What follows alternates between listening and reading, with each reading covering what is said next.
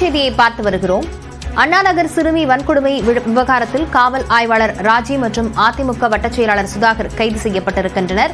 இது தொடர்பான விவரங்களுடன் செய்தியாளர் கோகுல் இணைந்திருக்கிறார். கோகுல், விவரம் என்ன? அண்ணா நகரில் சிறுமி பாலியல் வன்கொடுமை வழக்கை தற்பொழுது சிறப்பு புலனாய்வு குழு விசாரணை நடத்தி வரக்கூடிய நிலையில இந்த வழக்கில் காவல் ஆய்வாளர் ராஜி என்பவரையும் அதே நேரத்தில்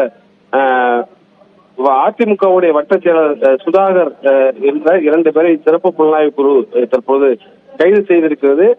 குறிப்பாக இந்த சிறுமி பாலியல் வன்கொடுமை வழக்கு ஏற்கனவே காவல் அதிகாரியாக இருந்த ராஜி முறையாக விசாரணை நடத்தவில்லை என கூறி ஏற்கனவே இந்த வழக்கை சிறப்பு புலனாய்வு குழு விசாரணை நடத்தி வரக்கூடிய நிலையில் ராஜியையும் அவருக்கு ஆதரவாக இந்த சிறுமிக்கு பாலியல் வன்கொடுமை செய்த குற்றவாளிகளுக்கு ஆதரவாக இருந்ததாக அதிமுகவுடைய வட்டச் செயலர் சுதாகர் என்பவரையும் தற்போது காவல்துறை கைது செய்திருக்காங்க. தொடர்ந்து இவரிடம் இந்த விசாரணை நடத்தப்பட்டு வருகிறது.